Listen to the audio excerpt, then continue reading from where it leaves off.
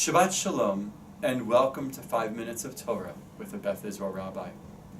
This week we read Parshat Shmini, a wonderful Torah portion in the book of Leviticus that seems to have a number of different ideas, but I would argue one consistent and coherent theme. This Torah portion begins with the ending of the dedication of the Mishkan, or the tabernacle, which was the mobile place of worship for the Israelites while they were wandering in the desert.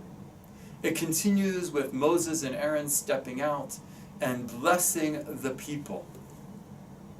From the ancient period through the medieval and up until the modern, from Sifrei through Rashi and even later on, many rabbis and Torah pundits have argued that this blessing was actually the Birkat Kohanim, was the priestly blessing.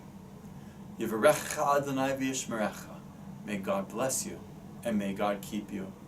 From there, the text goes on to give us a long explanation of the details of kashrut, of Jewish dietary laws. And then the text tells us, the Torah says that we shall follow these laws in order so that we shall be holy, because God brought us up out of the land of Egypt, out of our slavery into freedom.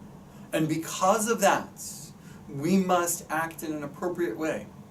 We must try to bring holiness into this world through the food that we eat. Some argue it's not what we eat, what goes into our mouth, but what we say, and I would agree that what we say and what we do is important.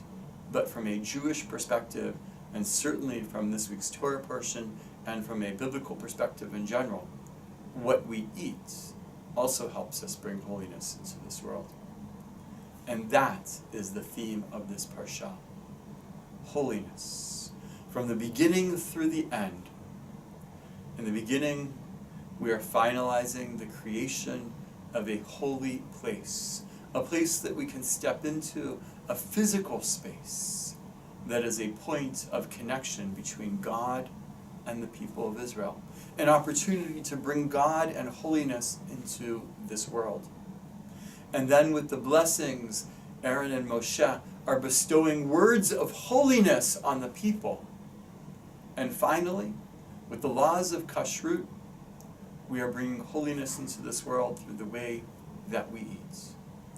Our entire mindset in terms of our day-to-day existence, based on the very lessons of this parsha, is that holiness is at the heart of being not only a human being, but of being a Jewish human being.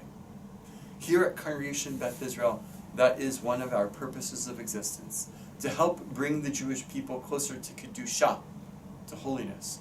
And we do this in a multiplicity of ways, through study, through social action, through acts of chesed, and of course also through prayer. At Congregation Beth Israel, we have tefillah twice a day, every day. Over 700 times a year, we are coming together for the sake of tefillah, for the sake of prayer. That is true on weekdays, and of course, it is true on Shabbat, a holy time. We bring even more holiness into this world through our tefillah. And we do all that we can in order to ensure that we not only maximize the number of people who are bringing holiness into this world through our services, but to ensure that they are an inspiration of holiness as well.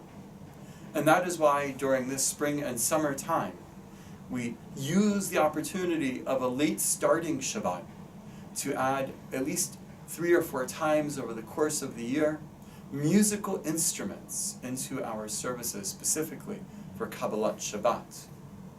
And on April 12th is going to be the very first of those services, which are known as Shabbat with a Difference, for this programming year. Please join us on April 12th for our very first Shabbat with a Difference for this year, as we sing and we clap and we join together with musical instruments for Kabbalat Shabbat, and then we join together for a wonderful last Friday night dinner of chametz before Passover begins. I look forward to seeing you there, celebrating, enjoying, and most importantly, bringing Kedusha into this world and into our synagogue. Shabbat Shalom.